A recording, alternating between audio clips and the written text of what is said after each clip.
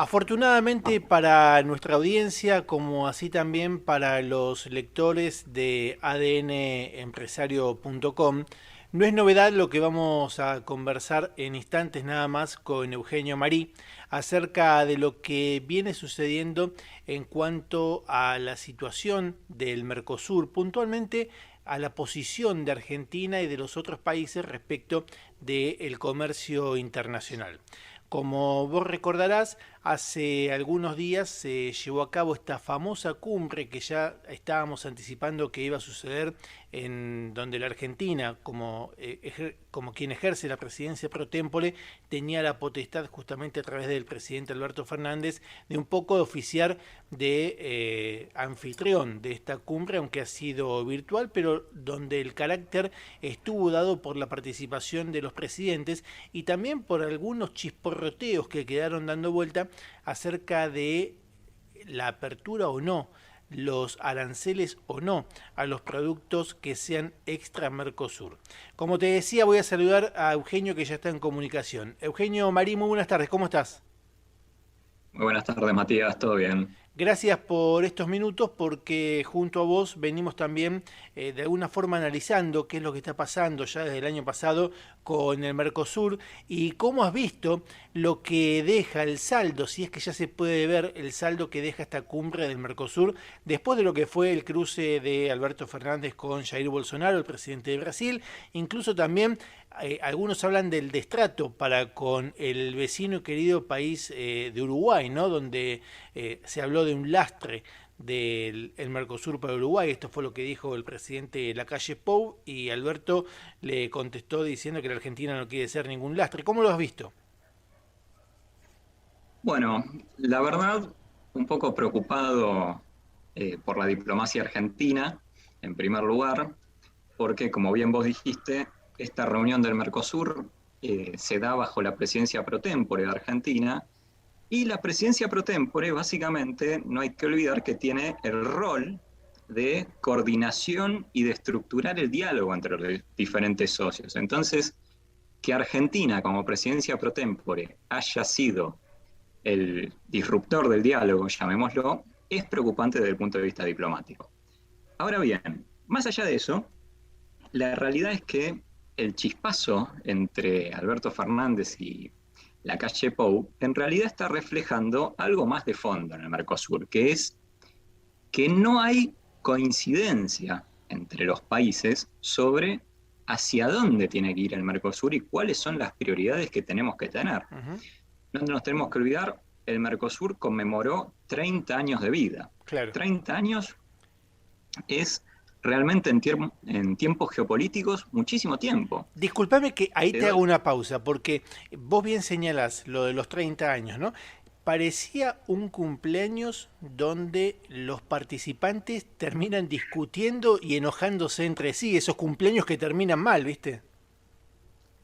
totalmente, es la reunión de fin de año con los familiares donde terminan todos peleados. Claro.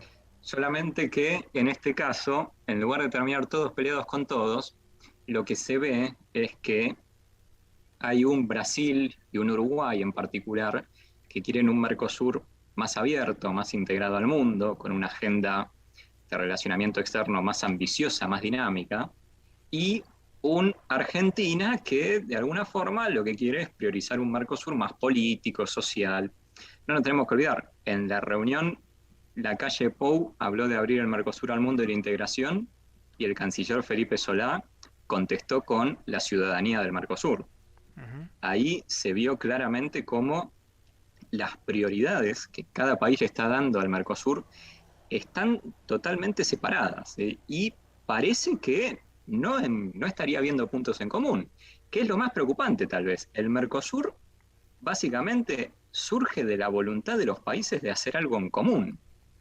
Si esa voluntad desaparece, la realidad es que es difícil pensar un Mercosur dinámico, que avance, y que sea realmente un instrumento de integración regional e internacional. Claro. Te vuelvo al origen de la charla para un poco también poner en contexto lo que veníamos conversando a nuestra audiencia recordarás que nosotros decíamos, bueno, la diplomacia brasileña está analizando con funcionarios de su país, con funcionarios de Hacienda, plantear una flexibilización de la decisión 32-2000. Esto quería decir justamente la facultad de negociar unilateralmente sin la necesidad de acompañamiento del bloque, y eso era lo que se esperaba que de alguna forma Bolsonaro impulsara en esta cumbre virtual aquí la semana pasada. Lo que terminó sucediendo es que se pide también para el mes de abril una definición acerca de la posibilidad de bajar los aranceles al ingreso de los productos que sean extra Mercosur. ¿Esto se puede llegar a concretar? A ver, la realidad es que la rebaja o modificación del arancel externo común es algo muy resistido. Te diría, mismo en Brasil, la CNI brasileña ha expresado su resistencia a esto, y acá en Argentina también tenemos voces, en especial del sector industrial, que no creen que sea el momento de reducir el arancel externo. Dicho eso, Brasil se ha mostrado con mucho ímpetu en este tema y lo ha impulsado casi como su bandera dentro del Mercosur. En particular, no nos tenemos que olvidar, Brasil y Bolsonaro, desde el punto de vista económico, han vendido a su electorado y al mundo que son un gobierno de reforma, son un gobierno que viene a posicionar a Brasil de una manera diferente frente al mundo. Esto tiene que ver con privatizar, con liberar las fuerzas de la economía, bajar impuestos, abrir el mercado brasileño al mundo, atraer mayor inversión, y ahí es donde la estructura arancelaria del Mercosur y los objetivos que se ha puesto Brasil, bueno, son incompatibles. Entonces, algo tiene que cambiar. Brasil, su política, a mi entender, la va a mantener y en consecuencia va a impulsar, para mí hasta el final, la rebaja del arancel externo. Y ahí entramos en, bueno, perfecto. Si eso va a ocurrir, ¿cómo va a ocurrir? En su momento, no nos tenemos que olvidar, se hablaba de bajar el arancel externo común del Mercosur a la mitad. Uh-huh. Hoy está en alrededor de 13%, era bajarlo a 6-7%. Ahora se filtró que serían modificaciones más acotadas y que se extenderían a lo largo del tiempo, tal vez 4 o 5 años, con lo cual daría más tiempo de adaptación a las industrias. Y ahí es donde, desde el punto de vista argentino, yo lo que pienso es que tenemos que tener una diplomacia inteligente. No nos tenemos que olvidar que Brasil es el socio mayoritario del Mercosur, está explicando 75-80% del Mercosur según el indicador económico que uno agarre. Uh-huh. Y al mismo tiempo tenés un Uruguay y un Paraguay que apoyan esta idea de una apertura del Mercosur al mundo. Entonces, Argentina, desde mi punto de vista, no es sabio que se posicione como el miembro rebelde del bloque. Está claro, sí, sí, porque estaba recordando incluso mientras vos hacías bien esta comparación con los datos, con los números, con lo que implica Brasil dentro del bloque, me acuerdo cuando Eduardo Duhalde era presidente, allá por comienzo de la década del 2000, él siempre decía, Brasil es la locomotora de Argentina y es la que tiene que complementar la economía argentina para que no sean dos economías que estén de manera competitiva, sino que sean complementarias y los argentinos y los brasileños tratar de ir juntos al mundo para lograr mejores resultados, ¿no? Si estamos hoy, 20 años después, en esta situación, claramente hay dos cosas por decir, que no se ha trabajado en función de acercar esas posiciones y lograr esa complementariedad que nos lleve decididamente al mundo como un bloque o como un subbloque, si querés, también siendo acompañado por Paraguay y por Uruguay, y que además estamos a las puertas de una ruptura o de una vinculación mucho más disruptiva que no va a ser favorable para, por lo menos, la Argentina, si es que Brasil decide por las propias y con algún acompañamiento de Uruguay y de Paraguay ir solos a negociar justamente al resto del mundo.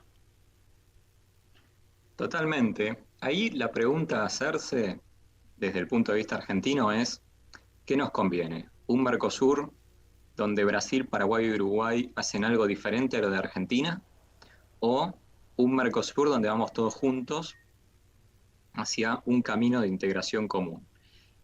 La respuesta, a mi entender, es que a Argentina le conviene ser el socio que de alguna forma estructura el diálogo, ¿sí? Y reúne las voluntades para avanzar en conjunto.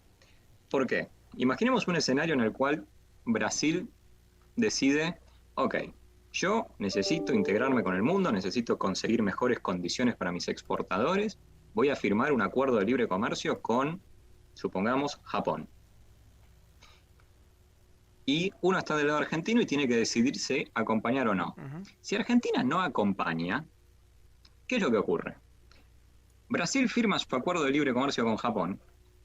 Las empresas brasileñas consiguen entrar al mercado japonés con condiciones preferenciales, con arancel cero, y los exportadores japoneses también consiguen entrar al mercado brasileño con arancel cero. Ahora, si vos esa situación la mirás desde el lado argentino, ¿qué significa? Que las empresas argentinas se quedaron sin la posibilidad de exportar a Japón y que las empresas argentinas ahora compiten de igual a igual en Brasil con las empresas japonesas. Tal cual. Entonces, ahí ese es el peor escenario para Argentina. Por eso para mí esta actitud rebelde de Argentina de bueno, que se bajen del barco, que hagan lo que quieran, es diplomáticamente y en términos estratégicos lo peor que podemos hacer. Nosotros tenemos que ser el país que empuja el Mercosur, el país que dice, el Mercosur es el camino, no el país que dice, bueno, al que no le gustan las cosas como son, que se vaya. Porque ahí es donde los argentinos vamos a perder. Es verdad. Te cierro con esto, Eugenio. Decíamos al inicio de la nota que el próximo 22 de abril podría ser la fecha clave para que los miembros del Mercosur asuman justamente una posición definitiva ante este pedido de Brasil. ¿Qué es lo que puede llegar a pasar ese 22 de abril? Bueno, ahí, en principio, la respuesta sincera que se me ocurre es, en términos prácticos, nada. ¿Sí? Porque la realidad es que la definición de bajar o modificar el arancel va a ser una decisión política de altísimo nivel. ¿Sí? Van a ser los presidentes los que van a tener que tomar la definición final sobre eso. Lo que sí puede surgir de esa reunión es una verdadera propuesta, algo que hoy en sí no termina de existir. ¿Sí? Los sectores privados de los países, las empresas todavía no saben exactamente esta rebaja del arancel, ¿qué significa? Porque nosotros hablamos livianamente de bajar el arancel externo común, pero para una empresa, en términos concretos, pasar de un arancel de 35 a uno de 0 es realmente un impacto. Entonces, lo que está faltando en esto del arancel es el detalle, ¿sí? Que los sectores privados y los diferentes agentes del sector público empiecen a dialogar sobre algo concreto, algo que todavía no ha ocurrido, ¿sí? Y ahí me parece que también se van a empezar a ver un poco mejor cuál es la verdadera voluntad que tiene cada país de avanzar con esto. Te repito, en Brasil hay muchos sectores que están reticentes a esta modificación y que tal vez de alguna forma acompañan o por lo menos no se oponen a la idea de la modificación, pero una vez que vean el detalle concreto, ahí de repente el escenario puede cambiar un poco. Entonces me parece que es un paso más en el camino hacia abrir el Mercosur, pero que en abril, más allá de que tal vez se abra algún detalle, no vamos a ver mucho más. Tal vez, y esto lo dejo pensando, en diciembre, cuando sea el cierre de la presidencia pro tempore de Brasil y Brasil tenga que mostrar qué dejó de su presidencia en el Mercosur, ahí tal vez me parece que puede llegar a aparecer algo más concreto. Excelente, como siempre, Eugenio, aclarándonos todas estas situaciones y por supuesto también que siguiendo muy pero muy de cerca lo que sucede en materia política y económica en la región. Que tengas muy buenas tardes. Muchas gracias, Matías. Un gusto. Eugenio Marí, lo escuchabas, él es especialista justamente en las cuestiones de política exterior y fundamentalmente del bloque regional para la Fundación Libertad y Progreso, dándonos detalles de esto que venimos siguiendo casi te diría que muy apasionadamente, ¿no? ¿Qué es lo que va a pasar con el Mercosur? Y no porque sea una cuestión solamente de lindas marquesinas, sino porque en ello, como bien lo describía Marí, va también la vida de las empresas que están aquí y que están en los otros países de la región. Quédate que ya seguimos con más ADN Empresario hasta las 20. Ahora, entérate de todo por la radio. Durante el día, entérate de todo por la web www.adnempresario.com. ADN Empresario Radio, con la conducción de Matías Frati.